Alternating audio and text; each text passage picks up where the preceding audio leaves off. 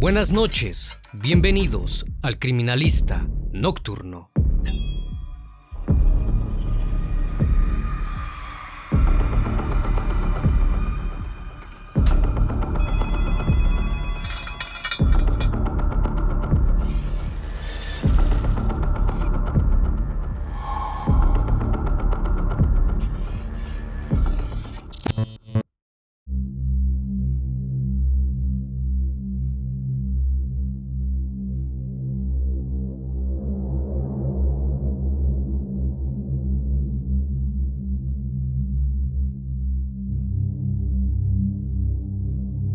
Una de las historias más increíbles daría lugar en Tijuana, Baja California, México. Corrían los inicios del año 2009. El país completo sufría un cambio significativo. Una nueva modalidad operativa se daba a conocer a través de los medios de comunicación, pues a pesar de ser una práctica que existía desde hace tiempo, fue una persona que le dio un rostro a esta actividad. Su nombre, Santiago Meza López, de 45 años de edad, alias El Chango, originario de Guamúchil, Sinaloa, quien tras su captura confirmó que el número de víctimas que desapareció fue de al menos 300 personas, lo que le dio el sobrenombre del pozolero. El pozole es un caldo típico en México, hecho a base de granos de maíz, al que se le agrega carne de pollo o cerdo. Pozolero se le llama al cocinero de ese alimento, pero en las redes organizadas, el pozolero es quien disuelve los cuerpos para desaparecerlos. Descrito por quienes lo conocían como un hombre reservado y de pocas palabras, trabajador, quien tenía el oficio de albañil, además de tener esposa e hijos y una familia normal. Conoció a su esposa Irma desde la infancia, en la ciudad de Guamúchil, Sinaloa. Ella tenía 9 años y él 11. Vivían en el mismo barrio, donde sufrieron de muchas carencias, un lugar donde mucha gente se dedicaba a buscar lodo colorado para hacer ladrillos y venderlos. Con el paso del tiempo, aprendió este oficio y pronto se convirtió en albañil, hasta que un día lo llaman para trabajar en un rancho, donde su labor principal era cuidar de él, apoyando al cuidado de los animales y trabajos necesarios que se necesitaran para el mantenimiento del mismo. La cronología del crimen surgió en un rancho llamado La Gallera, ubicado en el ejido de Maclovio Rojas, en Tijuana, Baja California, México, un lugar donde anteriormente era un criadero de gallos de pelea, ubicado sobre la calle Cihuac, en la cima de una colina empinada, donde los caminos rurales están presentes, un lugar que tiempo después daría a conocer una de las historias y realidades que se viven en México, donde miles de huesos han sido encontrados. La historia remonta al año de 1996, cuando Santiago Meza trabajaba para los Arellano Félix, cuidando caballos y haciendo trabajos de albañilería. Un día los líderes de la organización lo invitaron a ver un experimento. Al caminar hacia aquel lugar, pudo presenciar un tambo metálico, donde minutos después fue llenado de litros y litros de agua, junto con otras sustancias, y le pidieron a Santiago Meza arrojara una pierna de res, que tenía que dejar reposar por 2 horas, y cada cierto tiempo tenía que mover la sustancia. Al hacer eso, se percató que poco a poco se iba deshaciendo la carne y el hueso.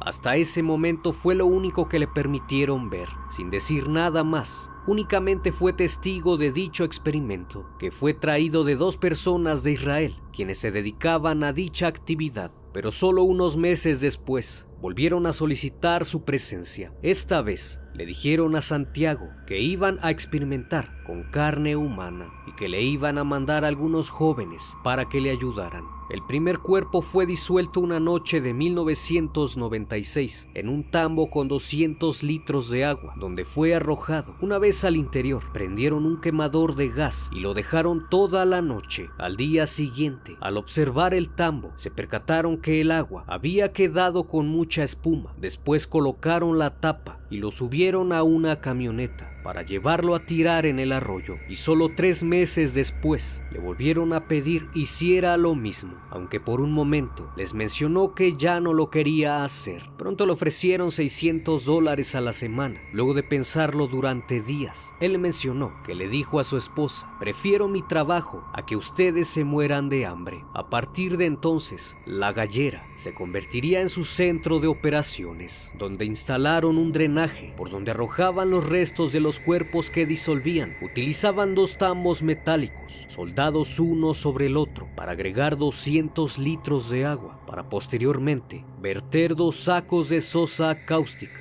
y otros químicos. Luego arrojaban el cuerpo sin prendas, los ponían al fuego durante 8 horas y lo dejaban alrededor de 15 horas para que las sustancias hicieran su trabajo. Después, con un diablo, llevaban los tambos y los arrojaban por el drenaje. Los restos que no se desintegraban, como los dientes, las uñas y algunos huesos, los quemaban y los enterraban en el mismo terreno. También con agua caliente lavaban el drenaje, pues algunos restos, o el pozole como ellos le llamaban, se quedaban pegados. Los tambos eran limpiados y guardados en una bodega, y de esa manera él culminaba su trabajo. Los vecinos mencionan que por las noches llegaban camionetas y pipas de agua al lugar. Cuando los vecinos le preguntaban a Santiago Mesa sobre las actividades que realizaba en el lugar, él solo asentaba diciendo que ahí hacían gelatinas. Y te estarás preguntando acerca del olor, pues este sí era perceptible, pero a menudo era confundido con el olor del criadero de chivos, que se ubicaba a solo unos metros, por lo que sus actividades no levantaban ni la menor sospecha, o al menos la población prefería no cuestionar más. La detención se realizó luego de que el 22 de enero de 2019 elementos del ejército recibieron una denuncia ciudadana en una casa de la colonia Baja Seasons. Hombres armados llevaban días enteros de fiesta. El convoy militar interceptó el lugar y muchas personas corrieron por la playa. Santiago Mesa se encontraba en ese lugar y debido a su condición, pues se encontraba bajo los efectos del alcohol y algunas sustancias, no logró escapar y los militares lo tendieron con las manos en la nuca sobre la arena de la playa. Él mencionó que no sabían con quién se metían, pues él era el pozolero del Teo.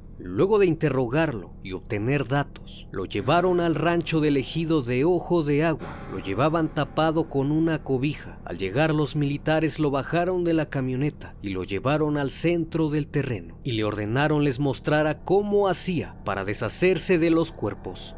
El rancho es una construcción pequeña de tabique con muros de 2 metros de alto. Adentro hay agujeros cavados en la tierra, tambos industriales con residuos líquidos y una mesa de madera con varios instrumentos de trabajo, guantes de carnaza, cuchillos, recipientes y cucharas de albañil. Una vez ahí lo interrogaron. Muchas personas a su alrededor eran testigos de tan macabras confesiones. El 23 de enero de 2009, Santiago Mesa apareció en televisión. Llevaba las manos entrelazadas en la nuca, con la mirada hacia abajo y algunos golpes en el rostro. Cuando se le cuestiona a cuántas personas deshizo, él menciona que 300, afirmando que él no los privaba de la vida, únicamente su labor era desaparecerlas y echar los restos a las fosas, actividad que venía realizando cerca de 10 años. A partir de aquí, la prensa difundió la noticia y pronto Santiago Mesa era conocido a nivel nacional como el pozolero.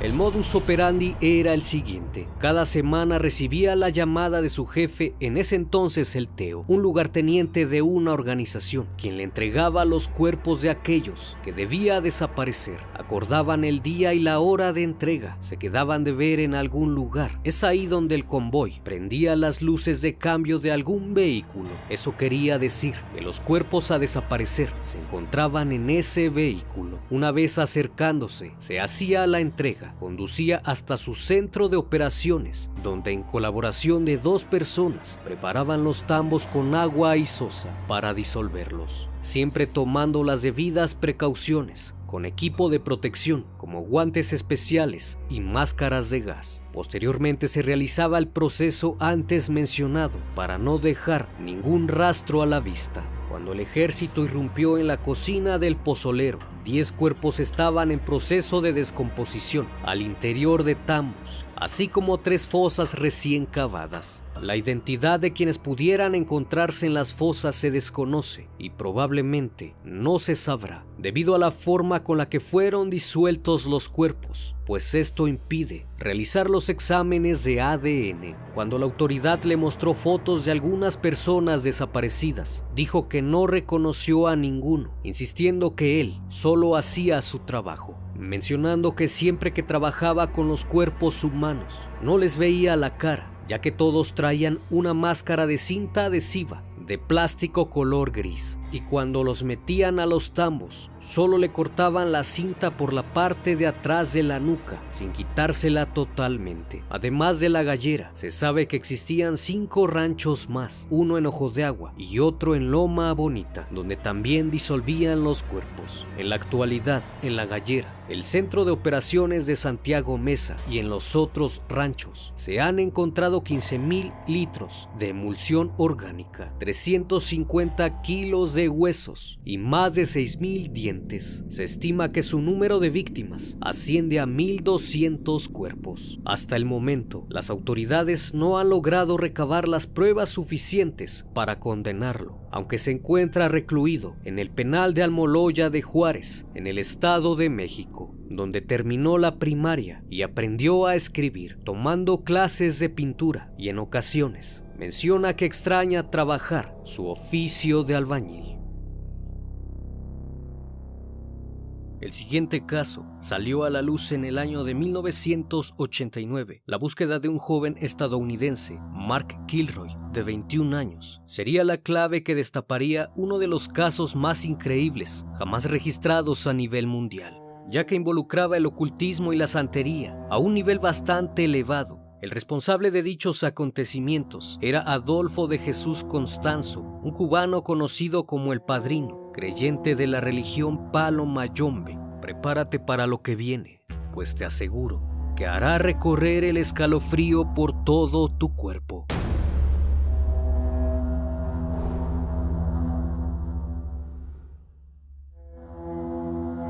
Adolfo Constanzo nació el 1 de noviembre de 1962 en Miami, Florida, Estados Unidos. Hijo de padres refugiados cubanos, quien contaba con 3 hermanos de diferentes padres. Desde pequeño fue bautizado como católico y sirvió como monaguillo en una iglesia, aunque sus padres no precisamente eran religiosos, pues su madre era creyente de la santería. Esta religión fue importada a Cuba en el siglo XIX por esclavos procedentes del pueblo Yoruba, originarios de Nigeria. El concepto del bien y el mal no forma parte de la santería, por lo que se deja a criterio del practicante. Aunque tiempo después, luego de la muerte de su primer esposo, decidió mudarse a San Juan, Puerto Rico, donde conoció la religión del Palo Mayombe, y debido a su entrega en ese culto, se hizo sacerdotisa del mismo, involucrando y dando a conocer estas prácticas a su hijo Constanzo,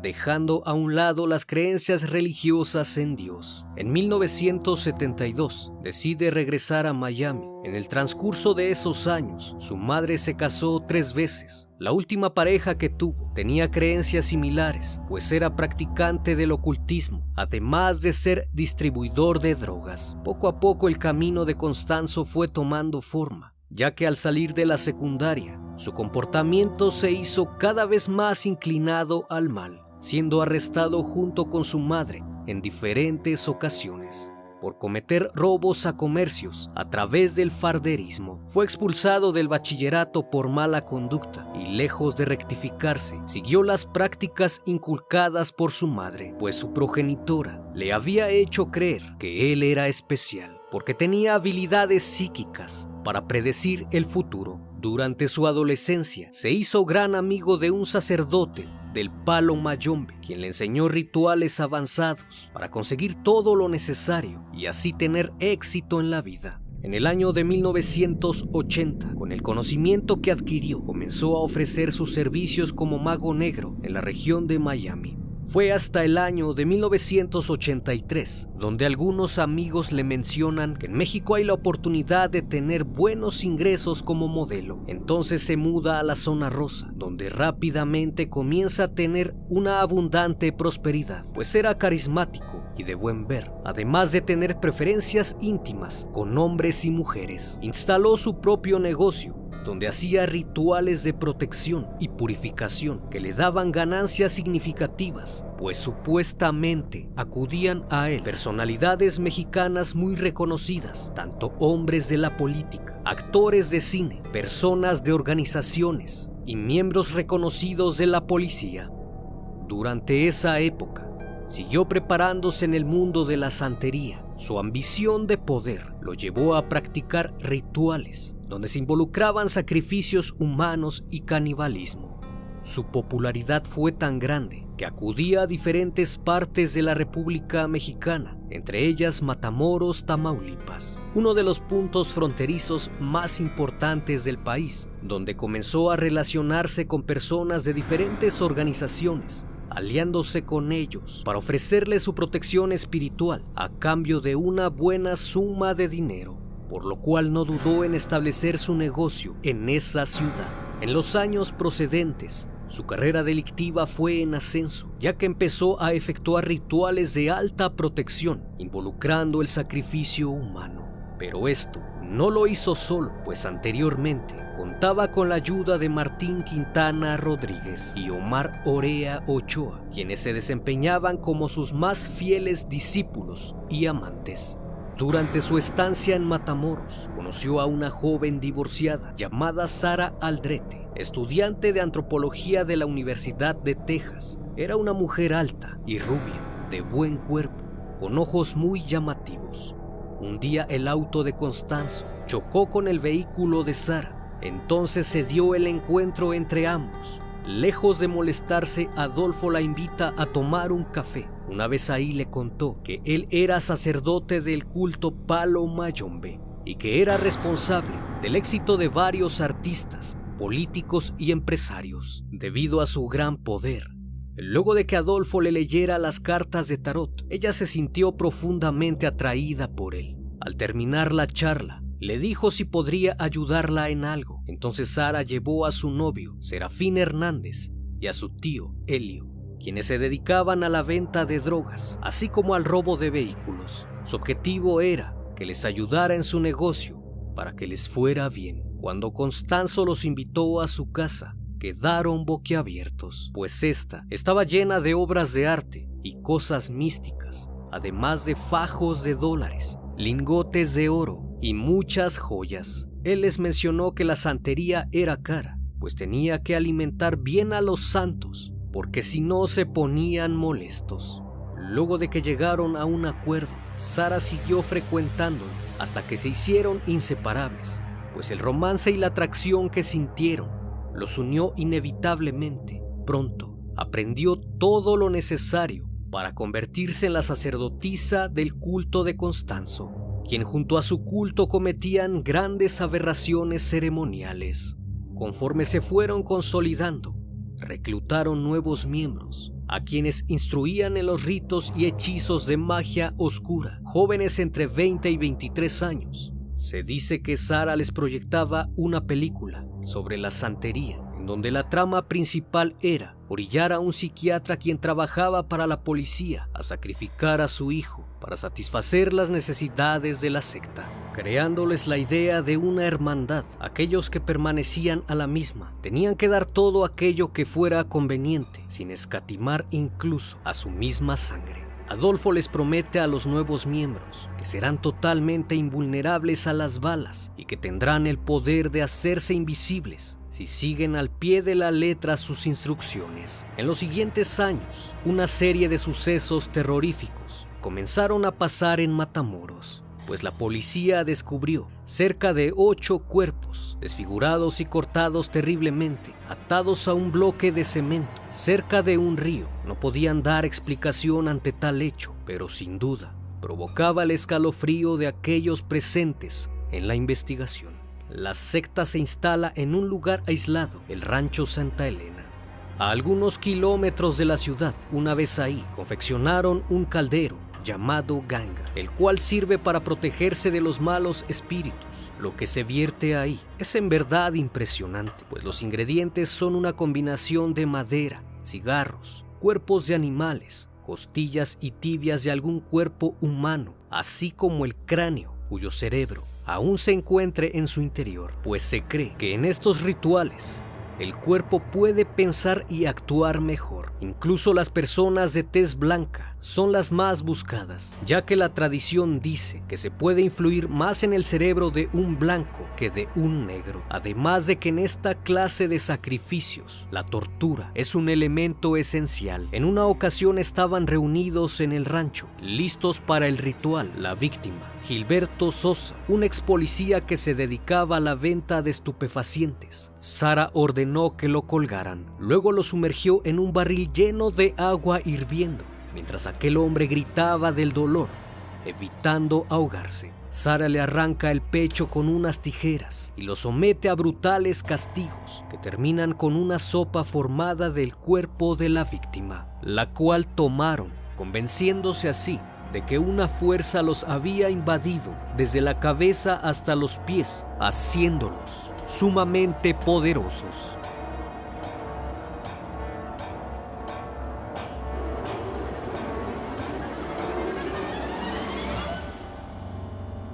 Las cosas que se hicieron en aquel rancho fueron en verdad increíbles. La maldad desatada por aquellos eventos es considerada hasta el día de hoy como una de las peores tragedias ocurridas en México. Llegó el 14 de marzo de 1989. Constanzo necesitaba a un norteamericano para un nuevo ritual de invulnerabilidad para alguno de sus clientes. Entonces comenzó a acechar los lugares en donde se reunían por lo general jóvenes universitarios que cruzaban a México en busca de diversión, hasta que escogió a su víctima. Se trataba de Mark Kilroy, un estudiante de medicina de 21 años de edad que había estado 4 días de vacaciones en México. A eso de las 2 de la madrugada del día 15 de marzo, Mark y sus amigos salieron del lugar donde se encontraban, pues decidieron terminar con su fiesta, agotados y ebrios. Se dirigieron hacia el puente que marcaba la frontera de México y Estados Unidos. De pronto el joven se aparta unos minutos para hacer sus necesidades biológicas en una calle angosta. 2 miembros del culto de Adolfo estaban en una camioneta estacionada. Al ver lo que se tambaleaba, se dirigieron hacia él y lo metieron a la camioneta. Mientras tanto, el grupo de amigos de Mark lo esperó, pero luego de unos minutos se dieron cuenta que ya no estaba. Al darse cuenta que corría peligro, intentó escapar, bajándose de la camioneta, luego de que el conductor de este bajó para orinar, pero no se percató que detrás de ellos estaba otra camioneta que al momento de verlo correr, 2 personas se bajaron y lo atraparon, metiéndolo a la fuerza y bajo amenazas. Ambos vehículos recorrieron varios kilómetros hasta llegar a una granja, en donde le pidieron se sentara en una hamaca. Luego de eso, le mencionaron que no le iba a pasar nada. Las horas pasaron, le ofrecieron comida y a eso del mediodía lo llevaron a un cuarto donde el olor era terrible. Las moscas zumbaban por todos lados. Le ataron de pies y manos y lo hincaron para posteriormente terminar con él de un machetazo en la nuca. Del otro lado, sus amigos, al percatarse de que no aparecía por ningún lado, decidieron dar parte a las autoridades y a los padres de Mark, quienes alarmados comenzaron a buscarlo. Después de 48 horas, tanto la policía de Matamoros como la de Brownsville comenzaron la búsqueda en hospitales, prisiones, servicios forenses. Incluso la patrulla fronteriza buscó a lo largo del río Bravo, pero no había señal alguna del joven. Así que los padres de Mark viajaron a la ciudad de Matamoros para ejercer presión a las autoridades. Simultáneamente, el FBI y otras corporaciones policíacas de Estados Unidos se unieron a la investigación y se ofreció una recompensa a quien aportara información que llevara a su paradero. El caso se dio a conocer luego de un incidente con un miembro del culto de Constanzo. Se trataba de David Serna, quien se pasó un control de carretera montado por el ejército mexicano y la policía federal. Iba a bordo de una camioneta Chevrolet. Al no detenerse, los oficiales lo persiguieron por aquellos caminos desérticos hasta que lograron que se detuviera. Al revisarlo encontraron restos de hierba y en su posesión tenía un arma calibre 38. Al momento de su detención afirmó que no le podían hacer nada, que ni siquiera las armas le podrían ocasionar algún daño. Una vez detenido le preguntaron a dónde se dirigía. Él les mencionó que se dirigía a una granja llamada Santa Elena, confesando también que pertenecía a una organización ocultista de santería, donde realizaban múltiples sacrificios, no solo con animales, sino con humanos. Aquellas confesiones parecían una locura. Sin embargo, la policía decidió investigar dicha granja. Cuando le preguntaron quién era el líder de la organización, él solo mencionó el nombre de Adolfo Constanzo. Entonces la policía decidió enviar oficiales para que verificaran si efectivamente era cierta la declaración de David Serna. Cuando la policía llegó al lugar, preguntaron a la persona que cuidaba el rancho si conocían al joven.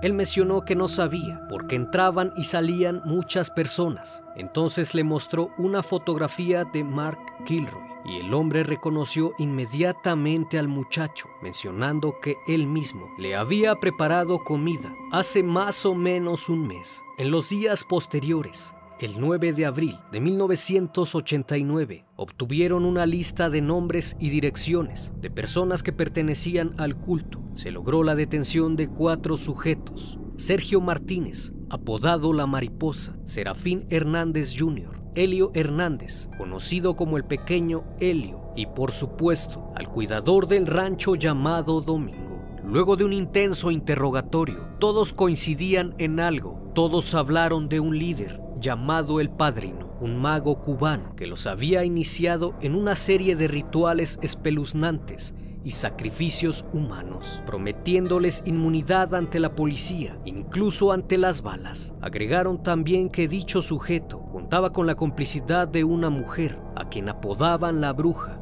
una muchacha mexicana, alta y bonita, que participaba en las iniciaciones de los nuevos miembros y solía dirigir las sesiones del culto. Gracias a toda la información proporcionada, se conocía la identidad de estos dos. Se trataba de Adolfo Constanzo y Sara Aldrete, de quienes no se conocía su paradero. Luego de algunas horas, el agente Roberto Gracia les mostró una foto de Mark Kilroy. Ahí confesaron que efectivamente Adolfo el Padrino había asesinado al joven en un ritual de santería donde lo sometieron a un castigo severo. Al escuchar tan macabra confesión, elementos de la policía se desplazaron al lugar el martes 11 de abril de 1989, junto con los miembros del culto detenidos. Al llegar al rancho de Santa Elena, abrieron la puerta de una barraca. El olor que salió de ahí alertó de inmediato a los oficiales. Ahí dentro encontraron todos los objetos normalmente empleados en rituales de santería. En una de las paredes se apreciaba un altar improvisado con chiles y ajos alrededor, pequeñas cazuelas con objetos rituales, abalorios, monedas, cabezas de gallinas y cabras sacrificadas, y en el centro una cabeza de cabra atravesada por un pequeño tridente. También había cajas llenas de velas. El suelo se encontraba lleno de colillas de cigarro, botellas vacías de aguardiente y salpicado de unas manchas rojas. Había algo extraño en aquel lugar. Incluso el olor era insoportable. En el centro de la barraca había un gran caldero de hierro, el Gangas, y su contenido era el responsable de tal peste y de la gran cantidad de moscas que se esparcían por todo el lugar. El caldero contenía varios palos para remover la mezcla y una especie de sopa espesa a base de sangre semicoagulada, cocinada con trozos de cerebro, pedazos de tortuga, una cabeza de cabra, segmentos de espina dorsal humana, huesos, vísceras de animales y una herradura. La sensación de estar ahí era indescriptible. Estaba claro que en ese lugar habían pasado cosas terribles y escalofriantes. Al salir de la barraca, les pidieron a los miembros del culto les mostraran dónde estaban las tumbas de las víctimas. Ellos, emocionados, señalaron 9 fosas que al interior guardaban 13 cuerpos macabramente asesinados. La policía jamás pensó que se toparían con algo como esto. Localizaron el cuerpo de Mark Kilroy a 1 metro de profundidad. Lo desenterraron con la ayuda de una excavadora. El cuerpo del joven estaba totalmente despedazado. Habían separado la cabeza del tronco para poder extraer más fácilmente el cerebro. Faltaban las articulaciones de los dedos, los genitales, y le hacía falta la espina dorsal. Para lograr su identificación, se utilizó un certificado estomatológico, donde lograron comparar sus dientes y efectivamente coincidían. Aquel día hasta el atardecer siguieron desenterrando los cuerpos. Uno tras otro salían de aquellos huecos. A muchos les faltaban las costillas y el corazón. Uno de los casos más horribles había sido descubierto. Por otro lado, Adolfo, Constanzo y Sara huían de la policía. Se reunieron en Brownsville y volaron hasta la Ciudad de México.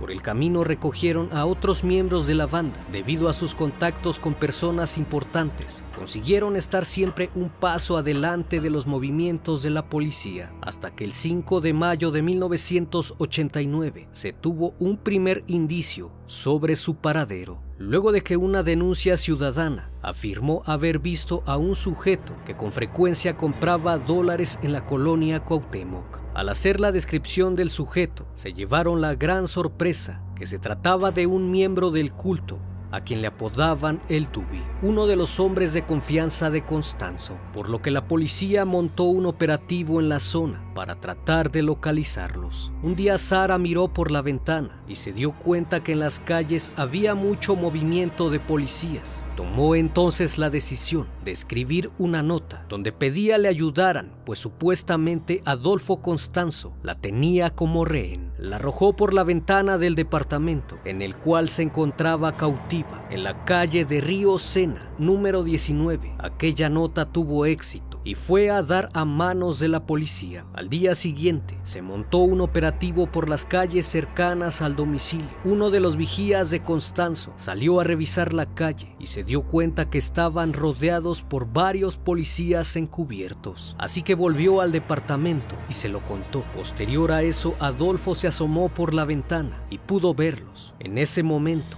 varios agentes fuertemente armados ya se disponían a entrar al inmueble. Al verse rodeados, decidieron atacar primero a la policía. Por otra ventana del departamento, el Dubi sacó un arma AK-47 para darles la bienvenida. Accionándola en varias ocasiones, Constanzo le dio la orden de arrojar dólares por la ventana para crear confusión y poder escapar. Los judiciales del Grupo Especial de Intervención Inmediata respondieron también. El sonido de las armas rodeaba el lugar. Al verse atrapado y sin saber qué hacer, Adolfo juntó el dinero que tenía y le prendió fuego. Al ver que no había manera de escapar, se le ocurrió un plan desesperado. Pensó en su inmortalidad. Se encerró en el armario con Martín Quintana y el Dubi y le ordenó a este que le disparara. Adolfo decidió prepararse para su último sacrificio en esta tierra terrenal. El Dubi accionó su arma y terminó con la vida de ambos. Mientras tanto, Sara permaneció escondida, haciéndose pasar por víctima. No tuvieron opción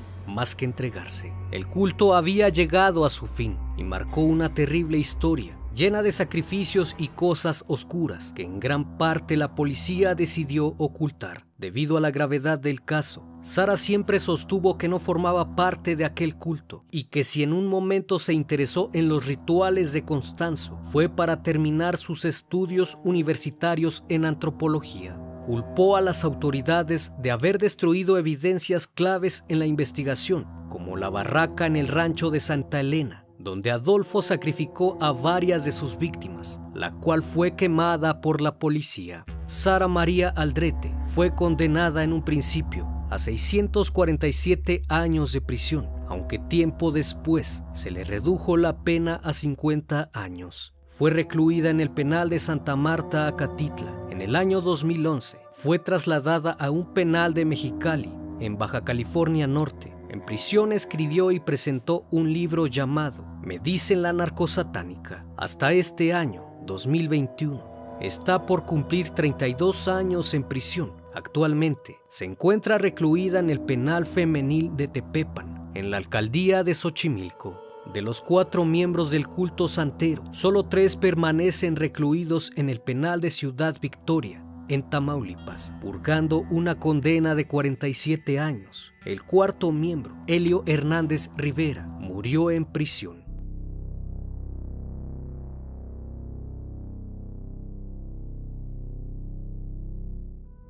Durante el proceso de una investigación, parte fundamental es el modus operandi, es decir, qué patrones y comportamientos realiza un sujeto desde el inicio, durante y al final del suceso. En muchos casos nos podemos topar ante cosas que nos parecen extrañas, pero todo movimiento siempre nos dice algo y nos da a conocer un poco más de la personalidad del sospechoso. Hay conductas que podemos destacar de otras, y es que depende mucho del desarrollo y el entorno en el que haya crecido el sujeto. En ocasiones las cargas del pasado afectan el presente y son bastantes las personas que de víctimas pasan a ser victimarios, cambiando los roles significativamente, ejerciendo poder y control sobre aquellos que pueden reflejarse en el pasado de ellos mismos.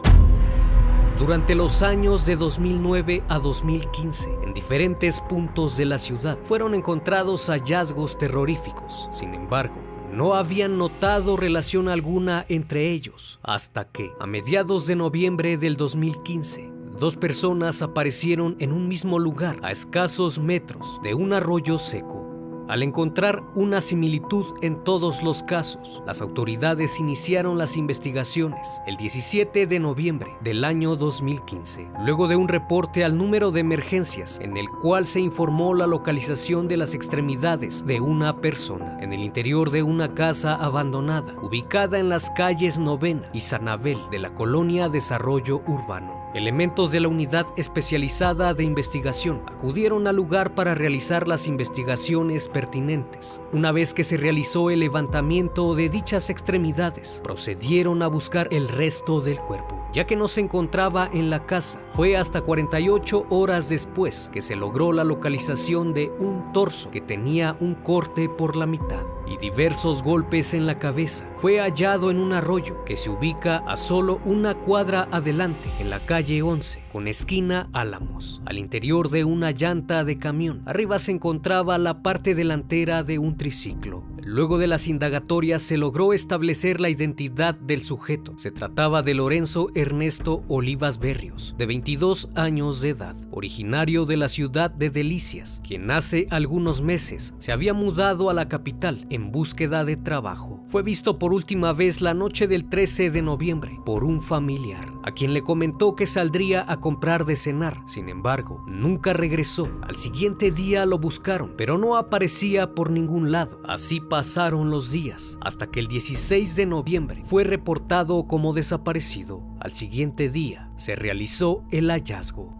De acuerdo con la investigación, el joven acudió a un bar en donde se encontró con Andrés Castillo, quien luego de una charla lo acompañó a su domicilio, un cuarto que rentaba en una vecindad en la calle San Abel, número 903, donde le ofreció sustancias ilícitas. Al ver que se encontraba bajo el influjo de las drogas, comenzaron a discutir. Este lo golpeó y después abusó de él. Posteriormente tomó un martillo y lo golpeó en la cabeza hasta que su cráneo se fracturó. Después procedió a cortar el cuerpo con una cegueta. Se dirigió al baño, donde lavó las extremidades para que al trasladarlas no dejara rastros. Luego del acontecimiento, Castillo acudió con uno de sus amigos, a quien le pidió lo acompañara a su casa. Ya en el lugar le confesó lo sucedido. Sin embargo, amenazó al joven con hacerle lo mismo si no lo ayudaba a ocultar los restos. Al verse obligado, trasladaron el cuerpo al arroyo. No obstante, al regresar al domicilio, Andrés obligó al testigo a tener intimidad. Luego lo ayudó a limpiar y a pintar las paredes, ya que se habían manchado de sangre. Al transcurso de unos días, desalojó el cuarto que rentaba. Luego le pidió asilo a otro de sus amigos, el cual habitaba en la calle 11,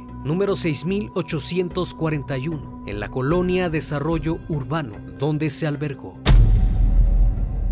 Posterior a eso, el 13 de diciembre del mismo año, fue hallado otro cuerpo en el mismo arroyo. De igual forma, se encontraba al interior de una llanta. Había sido cortado únicamente de las piernas, las cuales se encontraban envueltas en una cobija. Lo inquietante fue que arriba del cuerpo fue colocada la parte trasera del mismo carrito de juguete que se había encontrado en el primer crimen. Esta vez se trataba de Daniel Alfonso Rodríguez Morales, de 22 años, de apodo El Troya, quien fue visto por última vez caminando por la calle unas horas antes de su hallazgo.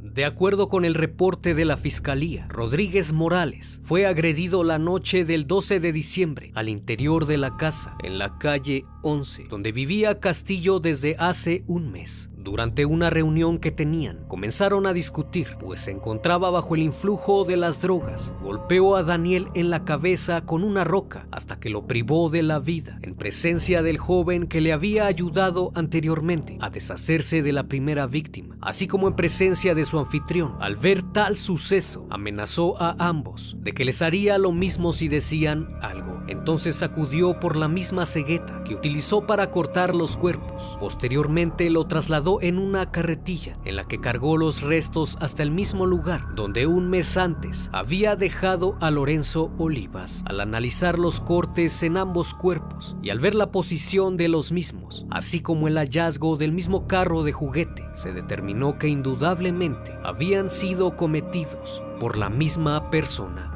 Días después, el 18 de diciembre, fue localizado otro cuerpo en una de las habitaciones del mismo domicilio. La víctima, Fernando Valles Gandarilla, quien desapareció el mismo día que Daniel Rodríguez. Más tarde, Jesús Valles Gandarilla declararía que su hermano había visitado a Andrés Castillo antes de desaparecer. Al ver que su hermano no regresaba, le preguntó al agresor si sabía sobre su paradero, pero este le dijo que su hermano se había marchado de su casa y no sabía dónde estaba. Jesús Valles le creyó, pues pensó que su hermano ya se había cansado de él y lo había abandonado, ya que Fernando lo cuidaba, pues Jesús había perdido ambas piernas en un accidente. Pero la verdad fue que el agresor lo golpeó en varias ocasiones. Una vez que no se podía mover, abusó de él. Posteriormente tomó un martillo y lo golpeó en la cabeza en reiteradas ocasiones. Después lo metió en una hielera que se encontraba enterrada en una de las habitaciones, ya que ahí guardaban cerveza clandestina que antes comercializaban. Seguido de eso, puso cemento en el lugar y colocó un ropero para no levantar sospechas.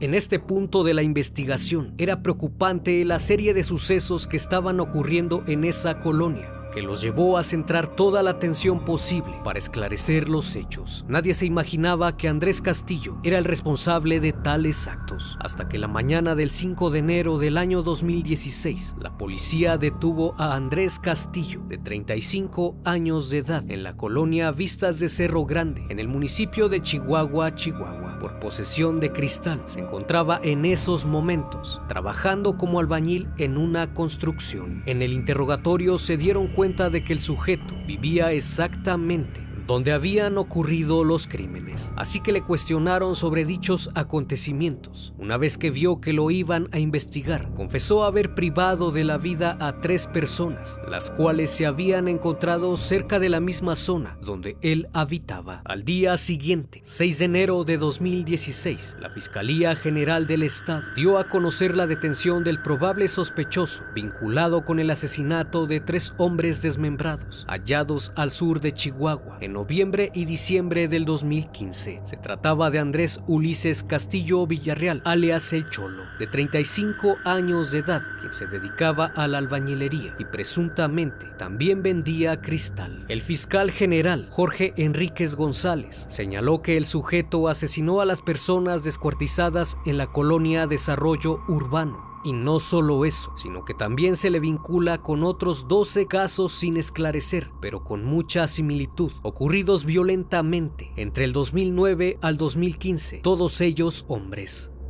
De acuerdo a las investigaciones, utilizaba siempre el mismo modus operandi. Las víctimas eran seducidas con la promesa de consumir algo de cristal. Después iban al domicilio de Andrés Castillo. Una vez bajo sus efectos, los golpeaba con un objeto contundente en la cabeza. Luego de eso, abusaba de ellos. Posteriormente los asesinaba. Tomaba una cegueta, misma que fue usada para todas sus víctimas, y procedía a cortar las extremidades para finalmente esparcir sus cuerpos en lugares abandonados. En algunas víctimas fueron hallados carros de juguete que en un principio se pensó podrían tener relación con el robo de vehículos en la ciudad, pero luego de varios interrogatorios, algo que llamó sumamente la atención de este caso fue lo que Andrés Castillo declaró, pues mencionó que de niño había sufrido abuso por parte de una persona. Una vez que terminaba de estar con él, el atacante le obsequiaba un carro de juguete para que no dijera nada. El carro era muy similar al que dejó cerca de sus víctimas, lo que indica que posiblemente los carros de juguete representaban los regalos que le hacían de niño, evidenciando una carga emocional que va arrastrando desde su infancia y que en determinado momento pasó de ser víctima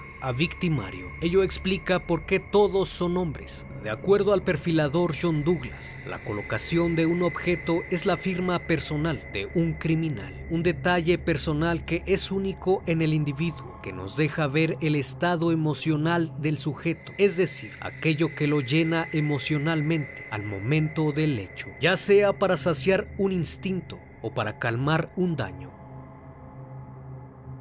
En el cateo de los dos domicilios se lograron obtener pruebas importantes que más adelante en el proceso sirvieron como evidencia para el esclarecimiento de los hechos. Al interior se encontraron cobijas y trapos en las que estaban enredados los cuerpos, así como bolsas de polietileno que contenían las extremidades encontradas, guantes de látex, manchas hemáticas localizadas en pisos y paredes, pintura con la que trató de cubrir huellas, así como la cegueta metálica con la que cercenó los cuerpos y la que días después había pintado en color verde para disimular las manchas hemáticas. Se encontraron también las partes del juguete infantil que dejó junto a los cuerpos. La carreta que utilizó para el transporte también fue hallada, zapatos en color negro y la credencial de una empresa de seguridad privada con fotografía a nombre de Andrés Ulises Castillo. Todos los objetos que se encontraron tenían manchas de sangre. Una vez que se realizó el análisis a las pruebas encontradas, se pudo encontrar ADN de Lorenzo Ernesto Olivas Berrios y de Daniel Alfonso Rodríguez Morales, así como de Fernando Valles Gandarilla, a quien puso bajo tierra.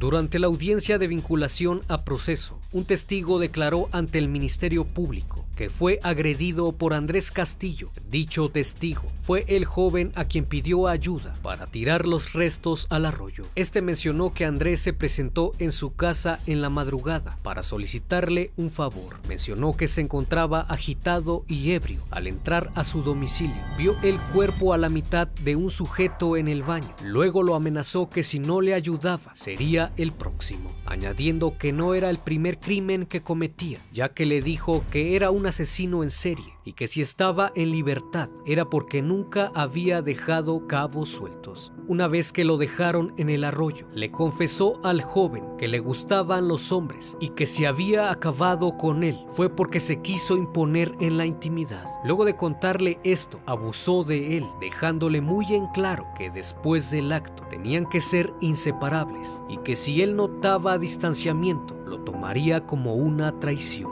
situación que se pagaba con sangre. Tras esto, el imputado le dijo a su víctima que a él le gustaba asesinar por placer y que siempre hacía un trabajo limpio, por eso no lo habían agarrado. Una vez que vio todas las pruebas en su contra, decidió confesar algunos otros crímenes que, según la fiscalía, podría tratarse de 20 personas a quienes privó de la vida. El perito en psicología forense mencionó que Andrés Castillo es un psicópata desordenado cuyas características son impulsivas y desorganizadas, no únicamente en los delitos, donde dejaba mucha evidencia, sino también en su vida personal. Finalmente, el 5 de diciembre del 2017, al término del juicio oral, el agente del Ministerio Público presentó pruebas sólidas, como periciales, testimoniales y de genética. A pesar de confesar haber cometido por lo menos 12 asesinatos, solo se le comprobaron 3 y un abuso, por lo que fue sentenciado a 120 años de prisión.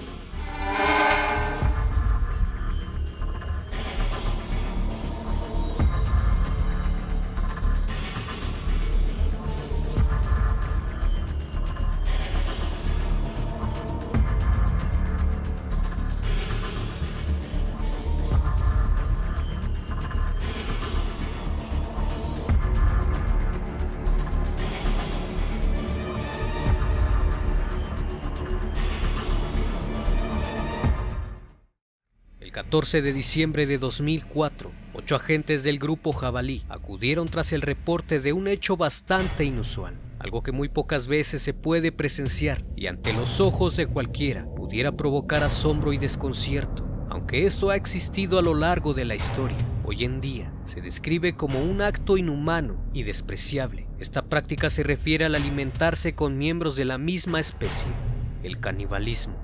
Cuando estos agentes entraron al lugar, pudieron presenciar una escena más que increíble y sorprendente. Una escena espeluznante, siendo el protagonista de esta historia un sujeto que fue identificado como Gumaro de Dios Arias, quien al interior de su vivienda tenía diferentes guisos y asados, hechos con un peculiar ingrediente, un hombre, que fue identificado como Raúl González, quien era amante de este sujeto.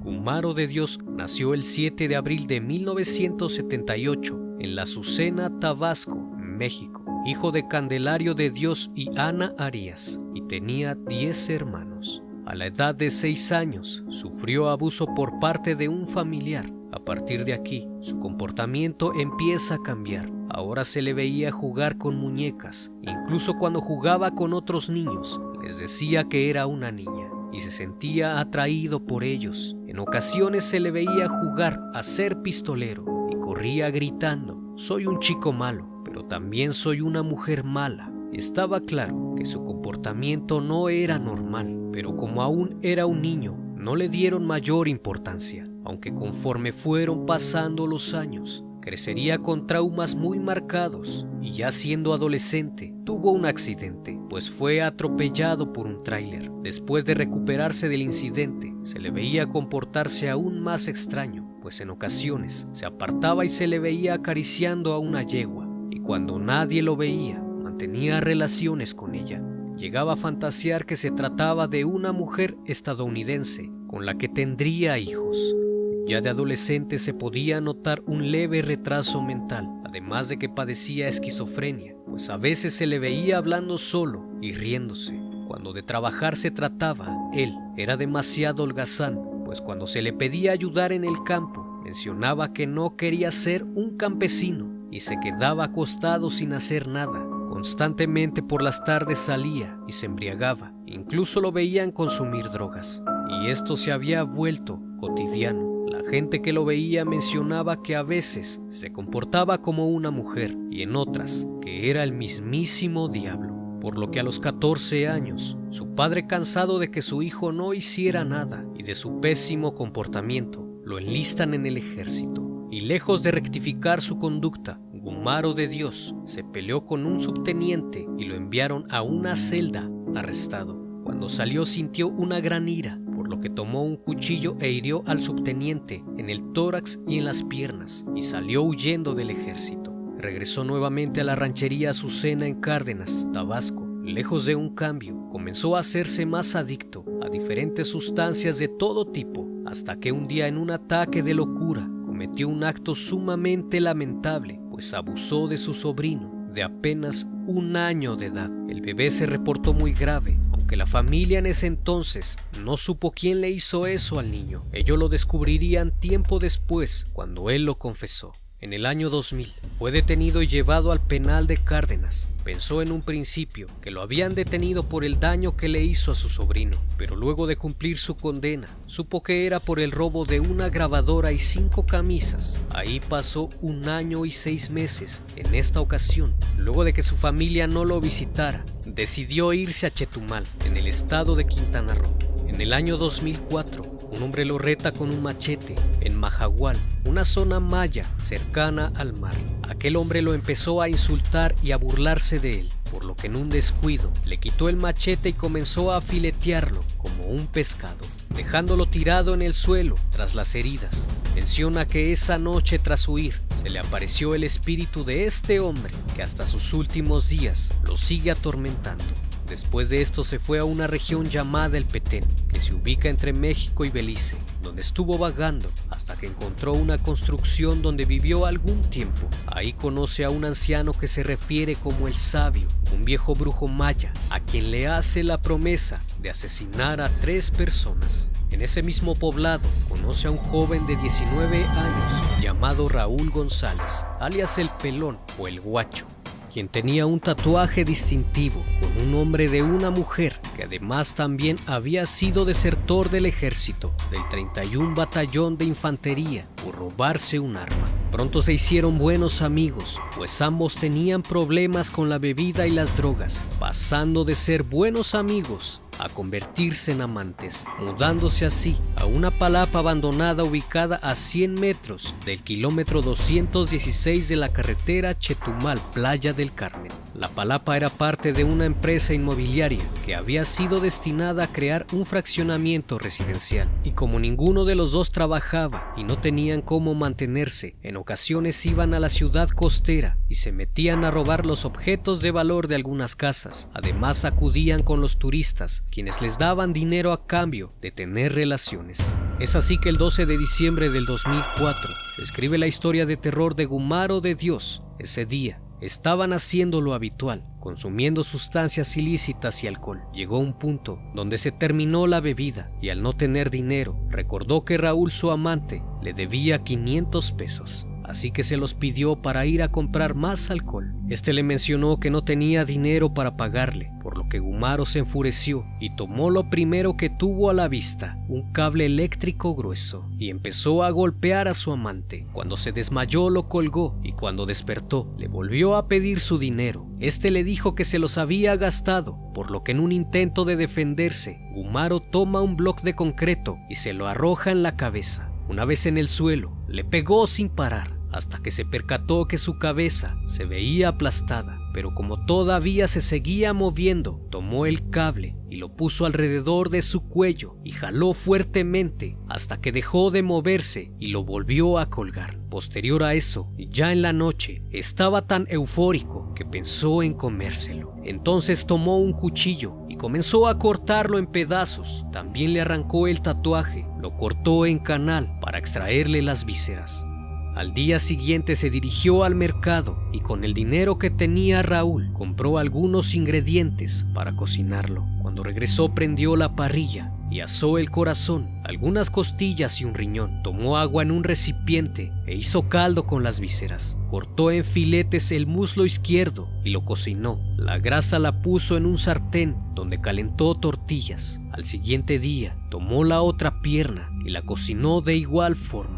También probó tiras de carne cruda, así como 4 costillas. Todo el fin de semana se alimentó de su carne. Luego de eso, el lugar se llenó de moscas y como le dio asco verlas, ya no se comió las costillas restantes. Fue entonces que un joven conocido como La Parca se acercó a la palapa y fue recibido por Gumaro. Este de inmediato le invitó un pedazo de carne. El joven aceptó hasta que se percató que el aspecto de la carne era extraño. Después se asomó a ver el interior y vio restos de un cuerpo por todas partes, por lo que horrorizado salió de ahí. Rápidamente se corrió el rumor de lo que había hecho y pronto los vecinos se acercaron para verificar el testimonio del joven. Es entonces donde ven a Gumaro a la luz del día, manipulando las extremidades, pero nadie sabía qué hacer, hasta que un taxista dio aviso a la policía municipal y a la policía judicial de los acontecimientos. Eran las 7:40 de la mañana del martes 14 de diciembre de 2004. 8 agentes del grupo Jabalí acudieron al lugar donde se habían reportado los hechos. Al llegar quedaron sorprendidos y aterrados ante algo tan inusual, pues lo encontraron dormido junto a los restos del cadáver, recostado en una hamaca, abrazando el torso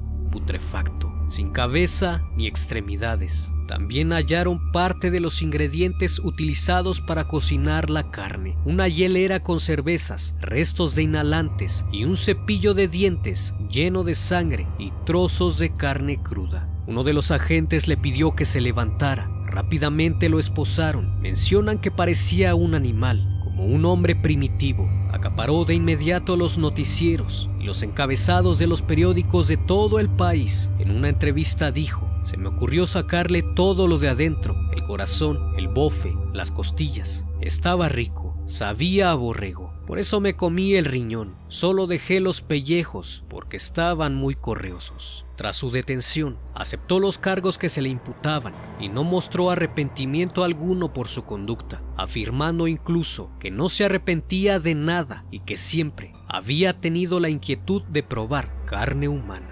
Fue trasladado al penal de Playa del Carmen, donde los demás presos se negaron a compartir una celda con él. Durante su estancia en la cárcel municipal de Playa del Carmen, Gumaro de Dios comenzó a causar terror entre la población carcelaria, pues lo describen como un sujeto agresivo. Mencionan que en una ocasión cortó parte de su oreja izquierda para comérsela, pues afirmaba que extrañaba el sabor de la carne humana. Posterior a eso, unos meses después, amenazó con comerse al cocinero de la cárcel, porque los alimentos que preparaba no tenían sabor. Durante su estancia, era temido hasta por los reos de alta peligrosidad, pues hablaba solo. En ocasiones miraba a los demás reos, sin quitarles la mirada de encima, y muchos temían que en un arranque se los fuera a comer. Incluso cuando periodistas y psiquiatras lo visitaban, él se presentaba diciendo: «Hola, soy el caníbal», como si estuviese orgulloso de lo que había hecho. Y ante su comportamiento, comenzaron a darle tratamientos antidepresivos y somníferos que lo hacían dormir por largo tiempo, por lo que el 20 de marzo del 2007, un juez decidió trasladarlo a un centro de readaptación social en el estado de Morelos. Al ser considerado un enfermo mental, ahí lo sometieron a estudios psicológicos y psiquiátricos para poder determinar su situación legal. En septiembre de 2008, regresó al Centro de Readaptación Social de Chetumal, donde lo aislaron de los demás presos, colocándolo en una celda especial, pues muchos mencionan que era temido por tener un insaciable gusto por la carne humana, aunque también se podría pensar que eso solo lo hacía para que nadie se metiera con él y así parecer intimidante. Lo cierto es que tras los estudios que le realizaron, pudieron determinar que padecía esquizofrenia paranoide, la cual se diagnostica a personas que tienen delirios constantes, los cuales son acompañados de alucinaciones auditivas que pueden perturbar el entorno y su percepción del mundo. Mencionó que seguía buscando a su tercer víctima y al parecer ya la había encontrado. Se trataba de un preso que, según sus palabras, solo de verlo le hervía la sangre. Añadió que cumpliendo su promesa, el sabio le daría lo prometido. Una vez hecho esto, él viviría hasta 150 años más. Entre otras cosas que mencionó, dijo que matar es como quitarle la vida a un pollo. Después mencionó que al comerse a su amante, adquirió todo su poder. Es decir, las habilidades de aquel sujeto serían parte de él, y como Raúl, su pareja, era bueno como albañil, ahora él sería mucho mejor. Con los estudios que le realizaron pudieron percatarse que padecía el síndrome de inmunodeficiencia adquirida, o SIDA, y a solo 4 años de esto, el martes 11 de septiembre de 2012, murió en el Hospital General de Chetumal, Quintana Roo, a los 34 años de edad. Fue enterrado en la ranchería Azucena del municipio de Cárdenas, Tabasco. Su caso inspiró la canción Caníbal, interpretada por Kinky y Lupe Esparza, que sirvió como tema de la película argentina La hija del caníbal, además de un libro. La palapa donde Gumaro de Dios asesinó y devoró a un hombre volvió a ser una oficina de comercialización de lotes para otro proyecto de vivienda residencial. Un caso bastante sorprendente que hace volar nuestra imaginación y nuestro pensamiento al no poder descifrar los pensamientos de la mente, qué cosas permanecen en lo más profundo de un ser humano.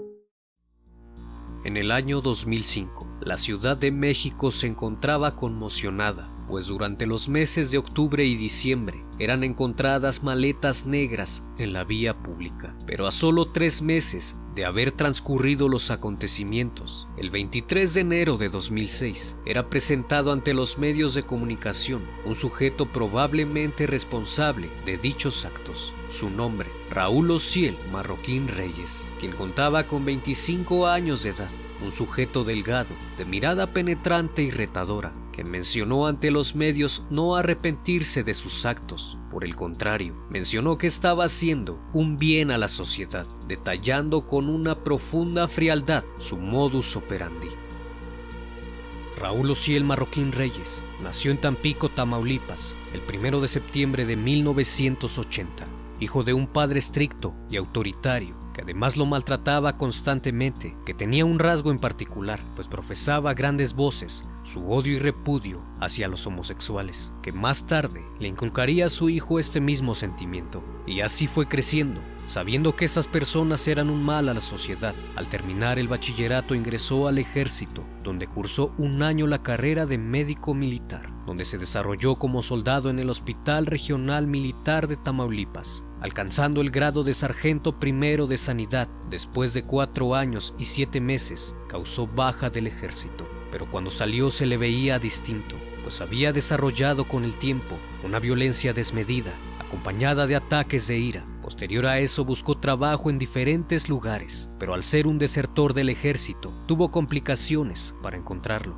por lo que al sentirse frustrado de encontrar trabajo, decidió dedicarse al robo con violencia, hasta que en el año 2004 fue capturado y estuvo en prisión durante 1 año, 3 meses. Al salir decide irse de Tampico para radicar en la Ciudad de México, encontrando así un departamento en la calle Andrés Molina Enríquez, número 4223, Interior 2, en la colonia Austrias, delegación Venustiano Carranza. Una vez estando en la Ciudad de México, comenzó a frecuentar la Zona Rosa. Dicho lugar es muy conocido gracias a su vida nocturna, donde se pueden encontrar bares, discotecas, cafés, restaurantes y muchas otras atracciones, además de ser un lugar frecuentado por hombres homosexuales. A menudo dichos hombres lo abordaban invitándolo a salir, hasta que un día se le ocurrió un plan descabellado, pues tras toda esa ira reprimida, tuvo la idea de convertirse en asesino. Pero este sujeto no actuaría solo, pues en complicidad con un amigo llamado Juan Enrique Madrid Manuel,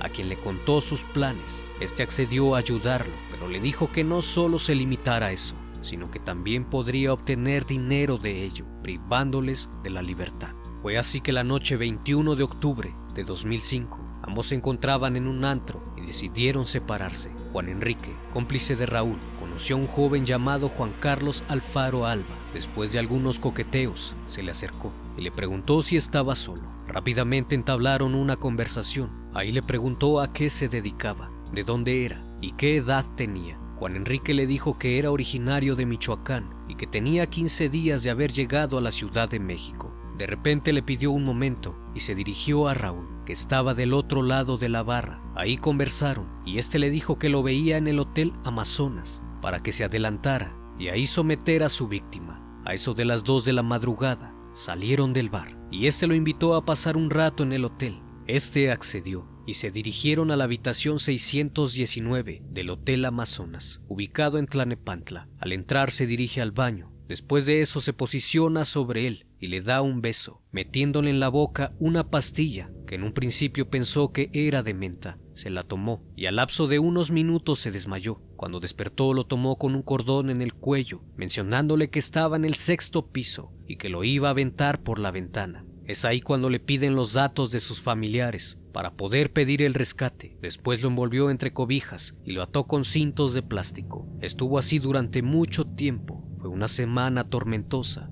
hasta que escuchó que se encontraba solo en la habitación, por lo que procede a levantarse. Se dirigió hasta la puerta y gritó para que lo auxiliaran. Al verlo, personal del hotel lo ayudó a zafarse de los cintos. Tan pronto como se deshizo de los sujetadores, se comunicó a su casa para informarles de lo sucedido y le pidió ayuda a su hermano para que le llevara ropa, ya que lo habían dejado sin ropa y sin dinero en el hotel. Cuando el joven llegó a su casa, le mostraron las grabaciones que Raúl y su cómplice habían dejado a la familia, donde le exigían 3,000 pesos para dejar libre a Juan Carlos. La madre de este logró conversar con ellos, a lo que les dijo que era de bajos recursos y que no tenía dinero. Después de haber fracasado en el intento, pensaron que era muy riesgoso llevarlos a hoteles, ya que así fácilmente podrían ser identificados, por lo que tomaron la decisión de llevarlos a su departamento. Así que pensaron muy bien qué hacer para no fracasar.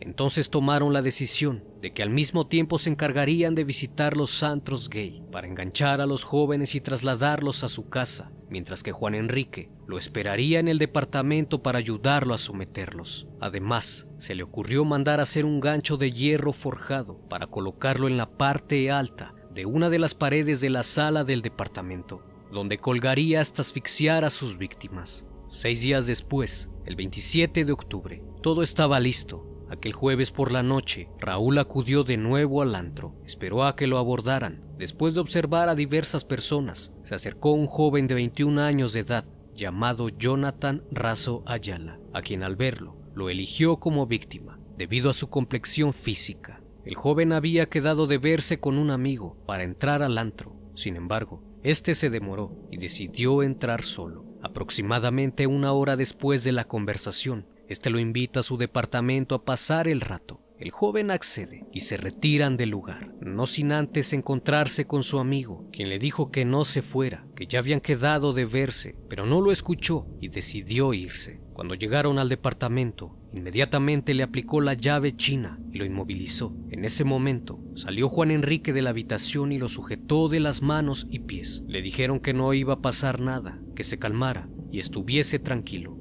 Después fue llevado a una de las habitaciones, lo sujetaron en la cama con cuerdas y lo interrogaron sobre sus pertenencias, la solvencia familiar y le pidieron sus datos personales, decidiendo entonces que pedirían 50,000 pesos por su rescate. Esa misma noche se comunicaron con sus familiares y le exigieron a la familia les depositara el dinero a la cuenta de su hijo, 4,000 pesos para ser exactos, ya que la tarjeta no le permitía retirar más. Le advirtió al padre del joven que no dijera nada y mucho menos acudiera a la policía. Durante 11 días obligó a la familia a depositarle 4,000 pesos diarios. En el transcurso de estos días le permitieron hablar con su padre a través de su celular. El 11 de noviembre, luego de 15 días en cautiverio, lo sacaron de la habitación con el engaño de dejarlo en libertad. Entonces le cubrieron los ojos con cinta adhesiva, con el pretexto de que no viera a dónde lo trasladaban. Entonces puso una cuerda alrededor de su cuello, lo tomó por la cintura y lo colgó en el gancho, donde permaneció cerca de 7 minutos, hasta que dejó de tener funciones vitales. Llegando la noche, lo cubrieron con bolsas de plástico y lo amarraron en posición fetal para después colocarlo en una maleta que habían comprado días antes. A las 8 de la mañana del día siguiente, ingeniaron la forma de sacarlo sin que nadie sospechara. Entonces lo metieron en la maleta. Uno de ellos salió con una mochila al hombro para aparentar que iban de vacaciones. Salieron sin levantar sospecha. Abordaron un taxi que los dejó 15 calles adelante. Posterior a eso, tomó otro taxi para así despistar a la policía. Llegaron hasta la estación del metro Chabacano. Ahí, en un paso a desnivel que está ubicado sobre Calzada de Tlalpan, abrieron la maleta y sacaron el cuerpo. Después se retiraron del lugar con la maleta vacía. Una hora después, el cuerpo fue encontrado, pero no se hallaron pistas. En este punto, para no ser descubiertos con facilidad, comenzaron a revisar algunos videos sobre historias criminales cometidos por supuestas sectas, al fin de instruirse sobre los tipos de marcas o pistas dejadas en las víctimas, todo para inventar algún macabro mensaje y despistar a las autoridades investigadoras. El miércoles 30 de noviembre de 2005, acudió nuevamente al mismo antro en la zona rosa. A eso de las 9 de la noche, Raúl se dirige al baño. Ahí intercepta a un sujeto que le da su tarjeta de presentación de una empresa televisiva. Se trataba de Ricardo Hernández López, de 31 años, quien en ese entonces iba acompañado de un amigo. Platicaron algunos minutos, hasta que le propone que fueran a su departamento. Salen de ahí y toma un taxi. Al llegar ya lo esperaba Juan Enrique. Entonces Raúl hace exactamente lo mismo. Lo somete con una llave china. En eso sale su cómplice, quien le pone los cinchos en los pies y manos. De igual forma, le pide que se tranquilice y le piden todos sus datos. Entonces contactaron a los familiares, a quienes les exigieron la cantidad de 8,000 pesos. Le pidió que al día siguiente depositara 4,000 pesos en la tarjeta de su primera víctima. Después pidieron a Ricardo llamar desde su celular, asentando que hiciera todo lo que les pedían y que estaba bien. En esa llamada le exigieron depositar nuevamente 4,000 pesos, indicándoles que esa primera cantidad era el inicio de un nuevo monto para su liberación, pues si lo querían ver nuevamente, tendrían que juntar 120,000 pesos. Incluso les mencionó que si no podían juntar esa cantidad, que hipotecaran su casa. Tras las amenazas y al no poder con la situación, la familia acude a la Procuraduría de Justicia para denunciar el hecho, donde es atendido por la Agencia Federal de Investigación y pronto agentes federales acudieron a su domicilio para instruirlos ante esa situación. Desde el sábado 3 hasta el jueves 8 de diciembre, los familiares recibieron más de 20 llamadas 2 días antes, Raúl se presentó a un banco para aperturar una cuenta a nombre de Ricardo López, su víctima, e increíblemente logra aperturar 3 cuentas con el mismo nombre, todas sin levantar sospecha.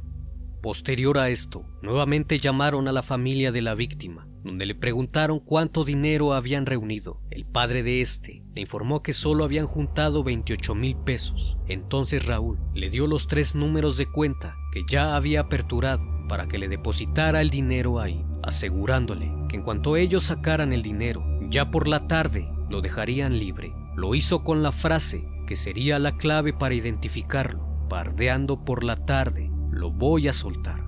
El viernes 9 siguieron las instrucciones para que dejaran en libertad al joven. Una vez depositado el dinero, le notificaron a Raúl sobre el depósito. La familia esperó hasta caer la tarde, como les habían dicho. Sin embargo, los captores ya habían decidido que no lo dejarían libre, por lo que procedieron a hacer exactamente lo mismo que con la anterior víctima, tapándole los ojos con cinta, poniéndole sogas en el cuello, y lo colgaron hasta que dejó de respirar. Pero esta vez tomó una navaja y le hizo un pentagrama en la frente para que las autoridades pensaran que se trataba de algún rito satánico. Sujetaron la cabeza, pies y manos con hilo sintético color blanco hasta compactarlo en posición fetal. Después lo cubrieron con bolsas de plástico negro y lo introdujeron en una maleta de viaje del mismo color. Y siguieron el mismo modus operandi. Tomaron primero un taxi que los llevó hasta el metro Chabacano. Ahí tomó otro a la avenida Miramontes, donde abandonaron el cuerpo dentro de la maleta.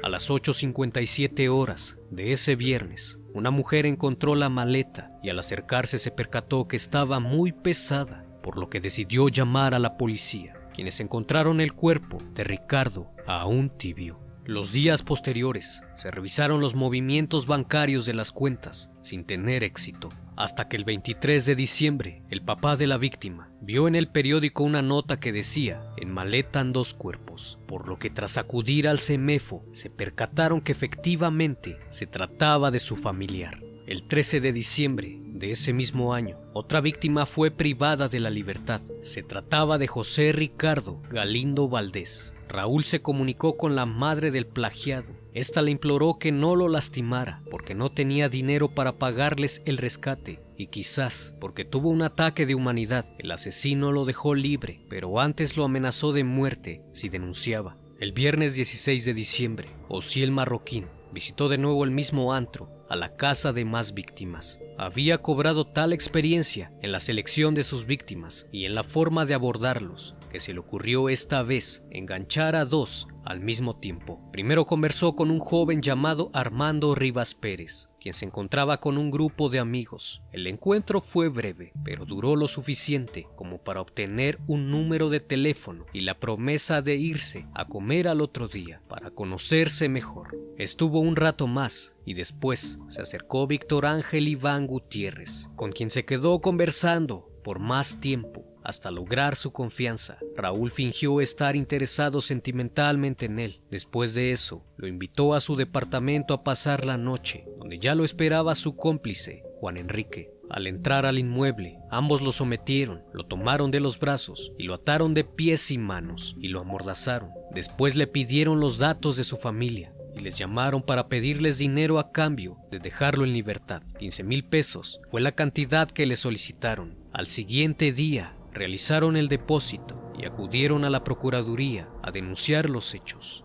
Al siguiente día, 17 de diciembre, Raúl había quedado de verse con Armando Rivas. Se quedaron de ver en el metro La Viga a las 3 de la tarde. Al llegar, se fueron a comer a un restaurante. Posterior a eso, Raúl lo invitó a su departamento. Al llegar, usaron el mismo modus operandi y lo llevaron a una habitación. En la otra se encontraba Víctor Ángel, ya que tenía 18 horas de estar en cautiverio. Le quitaron su credencial de lector, el teléfono celular. Llaman a los familiares, quienes en principio piensan que es una broma, y piden hablar con su hijo.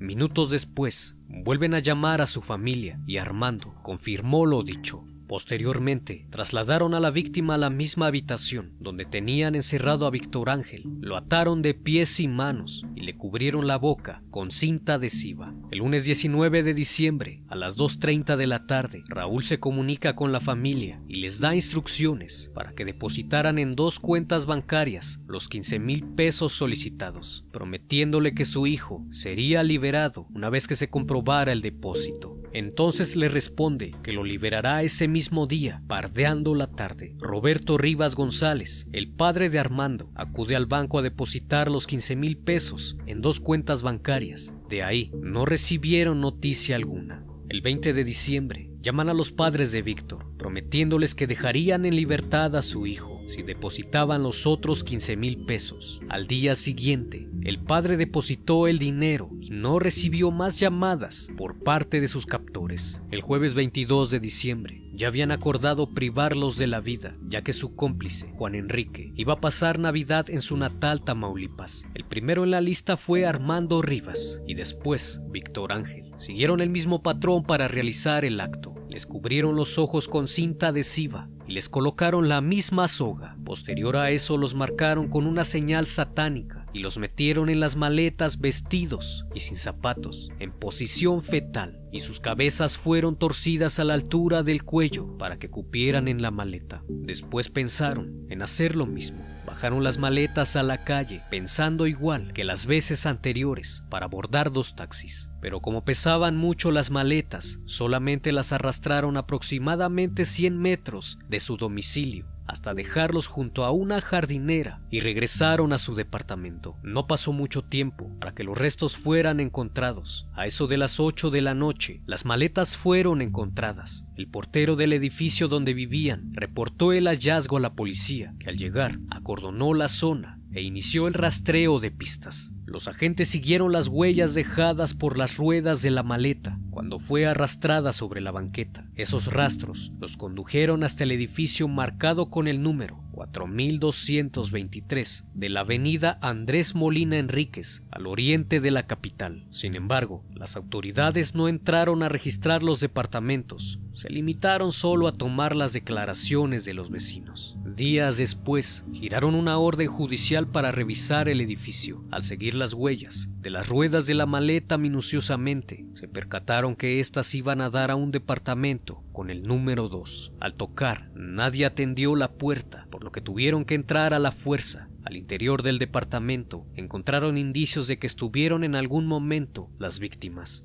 Encontraron documentos a nombre de un sujeto llamado Juan Enrique Madrid Manuel, originario de Tampico, Tamaulipas, y otro documento que se trataba de una boleta de libertad del Centro Reclusorio Preventivo de Tampico, Tamaulipas, así como documentos que indicaban que esta persona perteneció al ejército mexicano, al parecer con el grado de sargento. En dicho lugar también se encontró un par de guantes de los utilizados por el área de cárnicos y consumos de alimentos, además de las identificaciones personales de las víctimas, de Ricardo López y Jonathan Razo Ayala, así como las tarjetas bancarias de las cuentas que Osiel Marroquín había abierto en el banco, haciéndose pasar por Ricardo. También encontraron 3 tarjetas de teléfono, una fotografía de Raúl Marroquín con su exnovia, un gafete que identificaba a Juan Enrique como paramédico de Ciudad Victoria, y después encontraron la navaja de afeitar que utilizaba para marcar a sus víctimas. Pero había un problema, pues sus captores no se les encontraba por ningún lado. Posterior a eso, pudieron verificar que el día 22 de diciembre, Juan Enrique había comprado un boleto de autobús con dirección a Tamaulipas, por lo que desde la noche del jueves ya no se le volvió a ver. Desde el día 28 de diciembre, dieron una orden de vigilancia en el domicilio y de Raúl Marroquín no se encontró ninguna señal. Lo único que sabían era que seguía en el Distrito Federal. Fue hasta el 23 de enero de 2006, a las 7 de la tarde, que los policías vieron a un sujeto sospechoso que se acercó en reiteradas ocasiones, por lo que se bajaron del vehículo y acudieron a él, cuestionándolo por su presencia en el lugar, manifestándoles que en algún tiempo habitó en el departamento número 2 en compañía de Juan Enrique, y cuando se le pidió que se identificara, mencionó llamarse Raúl Osiel Marroquín Reyes, por lo que de inmediato le pidieron que los acompañara, a lo que accedió sin problemas. En el trayecto les mencionó a los oficiales que ya sabía por qué lo detenían. Asimismo, mencionó que estaba trabajando para encontrar más víctimas y solo estaba esperando que Juan Enrique regresara para que lo ayudara, ya que él solo no lo podía hacer, mencionando que ya había encontrado a otros 3 hombres de nombre Iván, Mario y Omar. Fue presentado ante los medios de comunicación como el sádico o el asesino del arco iris, donde mencionó no arrepentirse de sus actos, además de mencionar que le hizo un bien a la sociedad, ya que una de sus víctimas tenía VIH. Durante su presentación se le veía molesto y con una mirada intimidante y retadora. Por su primer crimen, Raúl Ociel Marroquín Reyes fue condenado a 60 años de prisión sin derecho a la libertad condicional hasta que se le comprobaran los demás asesinatos y los secuestros. Sin embargo, el 6 de febrero de 2010 fue condenado a 280 años de prisión y fue trasladado al penal de Santa Marta, Catitla, por comprobarse dichos crímenes y privación ilegal de la libertad.